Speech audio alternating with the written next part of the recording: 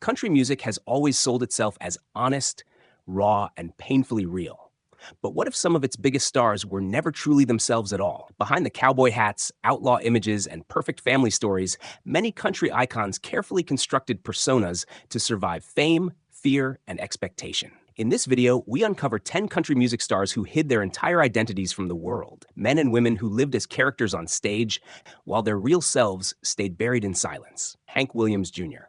From the moment he could walk onto a stage, Hank Williams Jr. was never just a musician. He was an inheritance. The son of the most mythologized figure in country music history, he grew up under an expectation no child could survive unchanged. Audiences didn't want Hank Jr. They wanted Hank Williams reborn. And when he failed to sound, act, or live like his father, the industry quietly rejected him. That rejection became the foundation of the persona he would later build. In the 1970s, Hank Jr. reemerged as something radically different: loud, aggressive, unapologetic, and drenched in rebellion. The long hair, the snarling vocals, the outlaw bravado, this wasn't just artistic evolution. It was armor, a deliberate construction meant to scream one message to the world: I am not my father, and I will not break the way he did. Behind the scenes, however, the truth was far more fragile. Hank Jr. wasn't rejecting vulnerability. He was hiding it. The rage, the defiance, the excess were symptoms of a man terrified of being seen as weak. Addiction, recklessness, and self-destruction followed, not as part of the act, but as the cost of sustaining it. The persona worked. Fans embraced the outlaw. Stadiums filled. The industry finally bowed. But the real Hank Williams Jr. remained locked away. Those closest to him have described a man deeply haunted by comparison, grief, and unresolved identity. Even after commercial success, the pressure never lifted. He wasn't allowed to soften, evolve, or retreat. The outlaw mask demanded consistency. Any deviation would expose the fear underneath, that without the persona, there might be nothing left that audiences wanted. In later years, moments of silence, withdrawal, and controversy revealed cracks in the image. Interviews became guarded, apologies rare, reflections scarce. It wasn't arrogance, it was survival. Hank Jr. had spent decades playing a role that saved his career, but slowly erased the man beneath it. In the end, his story isn't about deception. It's about a persona built to stay alive in an industry that had already decided who he was supposed to be. Hank Williams Jr. didn't hide his true self to manipulate the public. He hid it because revealing it once had nearly destroyed him. Dolly Parton. To the world, Dolly Parton has always seemed impossibly transparent. She laughs easily, speaks warmly, and presents herself as an open book. No secrets, no bitterness, no darkness. For decades, that image has made her one of the most beloved figures in country music history. But the truth is far more complicated. Dolly Parton did not hide behind chaos or rebellion. She hid behind perfection. From the earliest days of her career, Dolly understood something many artists never grasp. Survival in country music required control. Not just over songs or performances, but over narrative. Every detail of her appearance, every anecdote she shared, every self-deprecating joke was carefully chosen. The exaggerated look, the playful humor, the simple country girl persona, it disarmed critics while distracting from the parts of her life she refused to expose. Unlike many stars on this list, Dolly did not invent a false past. What she concealed was emotional access. Her private life, her marriage, her pain, and her anger were sealed behind charm and optimism. She spoke openly about poverty, ambition, and hard work, but rarely about resentment, fear, or regret. The public believed they knew her completely. That belief was the illusion. Those who worked closely with Dolly have long noted her extraordinary discipline. She is relentlessly professional, guarded, and strategic. She does not lose control in public. She does not reveal cracks. Even when betrayed, criticized, or underestimated, she responds with grace. Not because she lacks anger, but because anger does not fit the persona she built to survive a male-dominated industry that punished outspoken women. The mask worked flawlessly. Dolly became untouchable. While others were torn apart by scandal or addiction, she remained clean, smiling, and admired. Yet that same persona demanded constant maintenance. Vulnerability became dangerous. Silence became a shield. The world never saw Dolly unravel because she never allowed herself to. In later years, fans began to notice how little they truly knew. There were no tell-all interviews, no raw confessions, no emotional collapses. Just stories carefully shaped to inspire, never to disturb. Dolly Parton did not hide her identity out of shame. She hid it out of mastery. Her persona was not a lie. It was a boundary. And in that boundary, Dolly preserved her power, her privacy, and her sanity at the cost of being truly known. Garth Brooks. For much of the 1990s, Garth Brooks represented the safest image country music had ever produced. He was approachable, polite, family-oriented, and relentlessly positive. Stadiums sold out. Records shattered sales records once thought untouchable. To millions of fans, Garth Brooks wasn't just a superstar. He was proof that massive fame didn't have to corrupt the soul. That image was not accidental. From the beginning, Brooks understood the value of emotional distance. He shared enthusiasm, gratitude, and optimism, but rarely doubt, anger, or fear. Interviews stayed carefully controlled. Conflicts were avoided or softened. While other stars bled publicly, Brooks kept his inner life sealed. The persona was simple: hard work, humility, and love for the fans. Then, at the peak of his power, he disappeared. In 2000, Garth Brooks walked away from touring and recording, citing family priorities. The explanation sounded noble, and it was accepted without resistance. But silence has a way of amplifying questions. Over time, fans began to notice how little they actually knew about the man behind the smile. No scandals, no meltdowns, no revelations, just absence. The illusion cracked completely with the arrival of Chris Gaines. What Brooks presented as an artistic experiment felt to many like something deeper and more unsettling. The alter ego wasn't playful or ironic. It was darker, more vulnerable, more confused. Critics mocked it, but the reaction missed the point. Chris Gaines wasn't a costume. It was the first time Brooks allowed fragments of a buried identity to surface, and the public rejected it immediately. The message was clear: be Garth or be nothing. After that failure, Brooks retreated again. When he eventually returned to the spotlight, the edges were gone. The persona was restored, polished, and reinforced. The smile came back. The distance returned. Interviews remained cautious. Personal questions were deflected. The mask had learned from its mistake. Those close to Brooks have described a man deeply conflicted by fame, someone who feared the loss of control more than irrelevance. His withdrawal was not escape. It was containment. By limiting access to himself, he preserved the version of Garth Brooks the world wanted, while protecting the parts it clearly did not. Garth Brooks did not hide his persona to deceive. He hid it to survive an audience that only accepted one version of him. The tragedy is not that he wore a mask, but that the moment he tried to remove it, the world refused to look. Johnny Cash. Johnny Cash is remembered as a symbol more than a man. The black clothes, the gravel voice, the moral weight in every lyric. To the public, he wasn't just an entertainer. He was conscience incarnate. The man in black stood for prisoners, the poor, the forgotten. He seemed fearless, principled, and unwavering. But that image, powerful as it was, became a role Cash could never fully escape. The persona emerged during a period of deep personal collapse. Addiction, guilt, and self-loathing were consuming him from the inside. Dressing in black and singing about suffering wasn't just artistic choice. It was confession disguised as certainty. Cash presented himself as a man who understood darkness, when in reality, he was drowning in it. The audience saw strength. What they didn't see was desperation. As the years passed, the persona hardened into expectation. Johnny Cash was no longer allowed to be confused, contradictory, or weak. He had to represent something larger than himself. Even when his private behavior clashed violently with the values he sang about, the image remained intact. He became a walking contradiction, preaching redemption while repeatedly losing control of his own life. Those closest to Cash knew how divided he truly was. There was the man who sought faith, discipline, and humility, and the man who relapsed, disappeared, and sabotaged himself. The public never saw this split clearly because Cash himself rarely allowed it.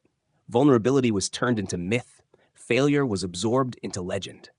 In later years, especially during the American recordings era, the cracks became visible, but still controlled. His frailty, regret, and sorrow were framed as wisdom rather than pain. Even his final performances felt symbolic, almost ceremonial. The man was fading, but the persona remained solid, dignified, unbreakable. Johnny Cash did not invent a false identity. He amplified one part of himself until it overshadowed everything else. The man in black became both shield and prison, protecting him from judgment while preventing full honesty. He lived long enough to be celebrated as a moral giant, but rarely as a deeply conflicted human being. His greatest trick was not hiding darkness, but transforming it into something the world could admire. In doing so, Johnny Cash ensured his legacy would be timeless, while his truest self stayed partially hidden, even at the end. Waylon Jennings. Waylon Jennings built his legend on defiance. To fans, he was the embodiment of outlaw country, the man who refused Nashville's rules, rejected polish, and lived by his own code. The leather, the low voice, the unapologetic attitude all told the same story. This was a man who answered to no one. But behind that image was a far more complicated truth. Waylon Jennings didn't just rebel against the system, he hid inside the rebellion. The outlaw persona emerged as a response to suffocation. Early in his career, Jennings felt trapped by producers, contracts, and expectations that stripped him of control. Fighting back meant becoming harder, louder, and more uncompromising than anyone else. The image worked. Fans embraced the authenticity. Nashville backed off. Waylon finally had power, but power came with a price. The persona demanded constant toughness. Weakness, doubt, and emotional fatigue had no place in the outlaw mythology. Jennings struggled deeply with addiction, fear of failure, and the weight of responsibility, especially as a husband and father. These struggles rarely surfaced publicly. Instead, they were buried beneath bravado and excess. The outlaw image became a shield that allowed him to avoid confronting the parts of himself that didn't fit the legend. Those closest to Jennings described a man torn between freedom and guilt. He wanted independence, yet feared the damage his lifestyle caused to the people he loved. He spoke about loyalty and truth in his songs, while privately wrestling with shame and dependency. The public saw confidence. The real battle happened quietly, away from the stage. Even after overcoming addiction, the persona never fully loosened its grip. Waylon was expected to remain the same unbreakable figure, older perhaps, but never softer. Growth had to look like defiance. Reflection had to look like strength. Admitting fear would have shattered the myth he helped create. Waylon Jennings did not hide his identity to deceive his audience. He hid because the outlaw mask gave him something the industry never did: safety. Without it, he risked becoming irrelevant, controlled, or vulnerable in a world that rewarded none of those things. The tragedy is that the very persona that freed him creatively also confined him emotionally. In the end, Waylon Jennings lived as a symbol of independence, while quietly carrying the weight of a man who longed for balance. The outlaw survived. The human being stayed mostly hidden. Kris Kristofferson. Kris Kristofferson entered country music as a contradiction. A Rhodes Scholar, former Army helicopter pilot, and poet, he did not fit the image Nashville knew how to sell. To survive, he allowed himself to be reshaped, not into a lie, but into a simplified version of the truth. Over time, that simplification hardened into a persona that concealed far more than it revealed. To the public, Kristofferson became the rugged intellectual outlaw. A whiskey-voiced philosopher who wrote about broken men, lost causes, and moral ambiguity. He appeared fearless, principled, and emotionally unguarded. His songs sounded like confessions. That alone convinced audiences they were hearing the real man. They weren't. Behind the image was someone deeply uncomfortable with fame and painfully aware of his own contradictions. Kristofferson carried a persistent sense of inadequacy, intellectual, emotional, and personal. Despite his achievements, he often felt like an imposter in every room he entered.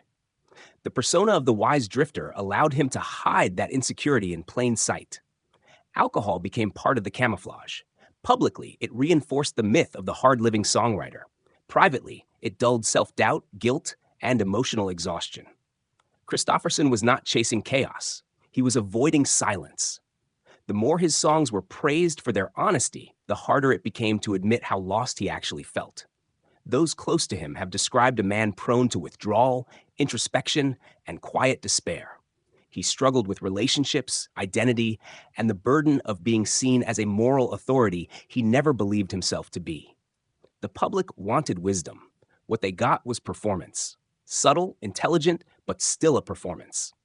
As his career shifted toward acting and later receded from the spotlight, Kristofferson did not attempt reinvention. He simply faded. No grand confessions, no corrections of the myth. The persona had served its purpose, and dismantling it would have required a level of exposure he never sought. Kris Kristofferson did not hide his identity behind false bravado or manufactured scandal. He hid it behind intellect, restraint, and art. By letting the world believe his songs were his entire truth, he protected the parts of himself that felt too fragile to explain. In the end, Kristofferson's greatest disguise was authenticity itself. The more honest he sounded, the less anyone questioned what he chose not to say. Shania Twain. At the height of her fame, Shania Twain looked unstoppable, confident, glamorous, fearless. She rewrote the rules of country music and sold empowerment as spectacle. To millions of fans, she wasn't just successful, she was invulnerable. The image suggested complete self-belief, absolute control, and emotional independence. But that persona was not who Shania Twain actually was. It was who she needed to be to survive. Shania's public identity was built on certainty. Strong woman, unshakable star, a performer who appeared to dominate every room she entered. That image left no space for doubt, fear, or dependency. What the public didn't see was how deeply her sense of self was tied to control. Control over image, sound, narrative, and vulnerability. Letting go of that control felt dangerous. Behind the scenes, Shania was carrying unresolved trauma from poverty, loss, and instability long before fame arrived. Success didn't erase those wounds. It buried them. The hyper-polished persona became a way to outrun insecurity rather than confront it. Confidence was not a reflection of inner peace. It was a defense mechanism. Her marriage and creative partnership with producer Mutt Lange intensified this imbalance. Publicly, they appeared inseparable, almost symbiotic. Privately, her identity became increasingly intertwined with a system she didn't fully command. When that relationship collapsed, it didn't just end a marriage, it dismantled the framework holding her persona together. The aftermath exposed how much of Shania's strength had been performative. Voice loss, withdrawal from the spotlight, and long stretches of silence followed. Fans were confused. How could someone so powerful disappear so completely? The answer was simple. The persona required stability to exist, and when that stability vanished, there was nothing left to perform. When Shania eventually returned, the image was softer, more reflective, but still carefully managed. Vulnerability was acknowledged, but never fully surrendered. Pain was discussed in retrospect, not lived out in public. The persona adapted, but it never disappeared. Shania Twain did not deceive her audience. She protected herself from them. In an industry that rewarded strength but punished uncertainty, she chose armor over exposure.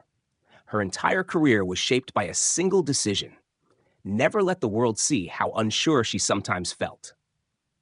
The irony is that her greatest songs celebrated freedom and self-confidence, while the woman singing them lived under the constant pressure of maintaining an image she could never safely abandon.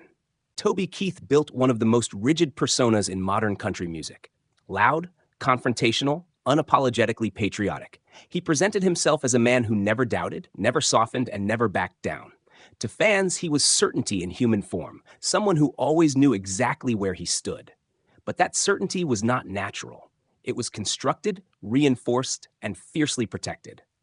Early in his career, Keith struggled for acceptance in an industry that did not immediately know what to do with him. Rejection sharpened him.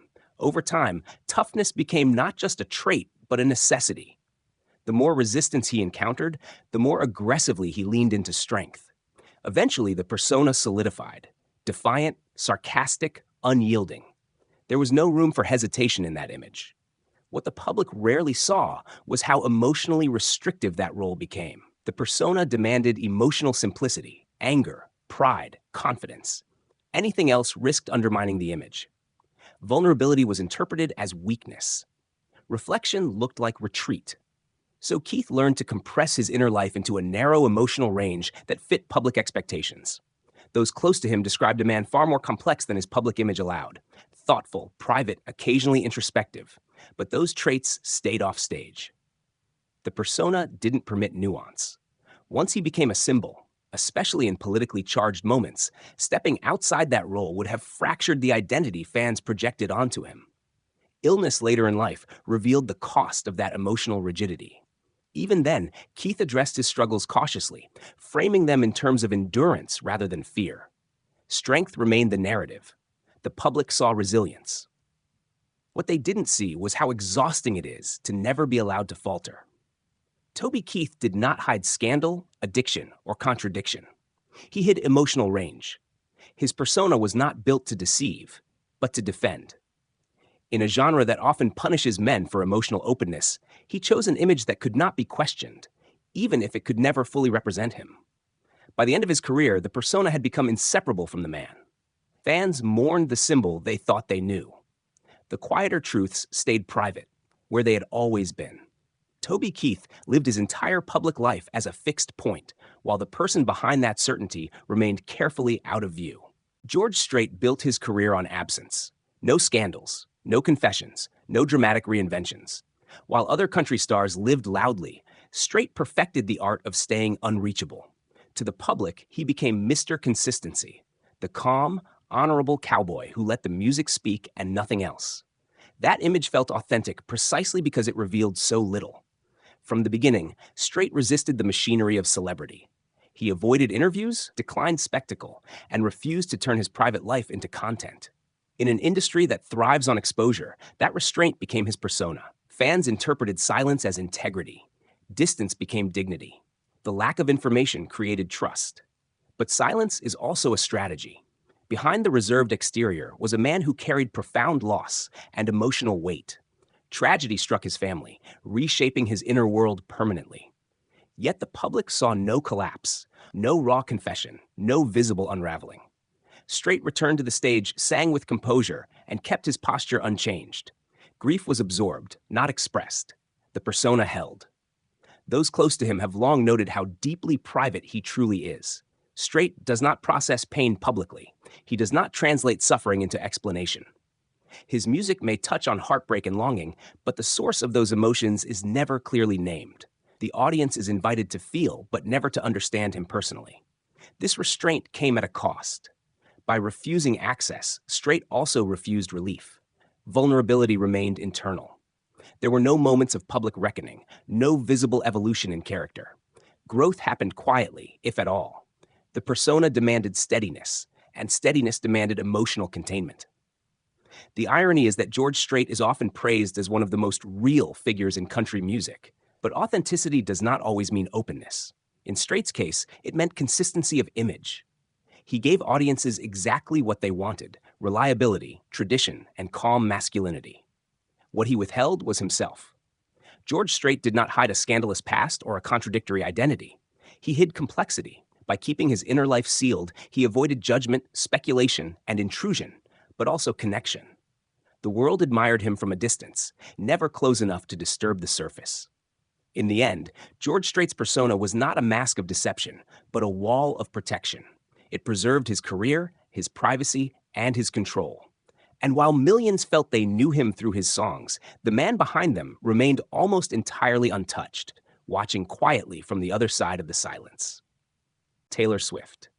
When Taylor Swift first entered country music, she arrived as a story already written.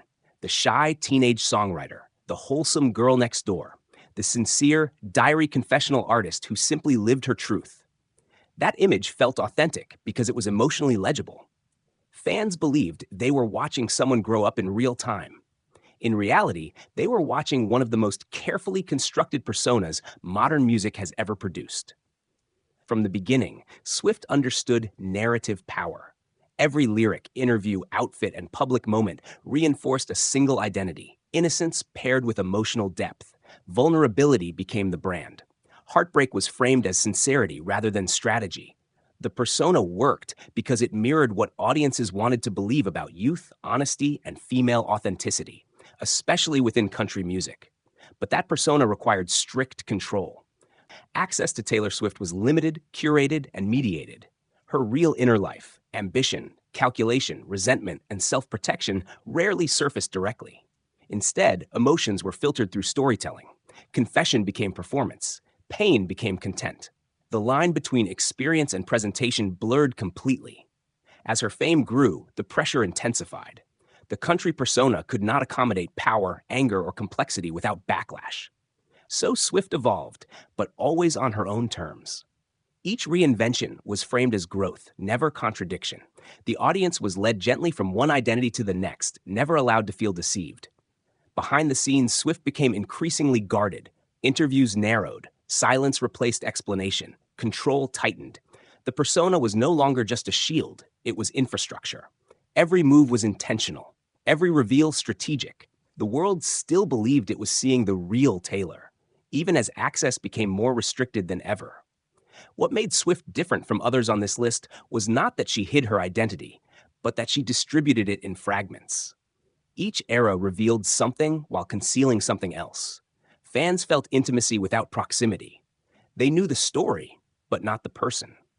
Taylor Swift did not hide her persona to survive rejection. She hid it to maintain authorship over her life in an industry that feeds on exposure. The irony is that she is often celebrated as the most honest voice of her generation, while being one of the most controlled. Her greatest disguise was transparency itself. By appearing endlessly open, Taylor Swift ensured no one ever saw the whole picture. The persona evolved, thrived, and endured, while the true self remained carefully edited, always just out of reach.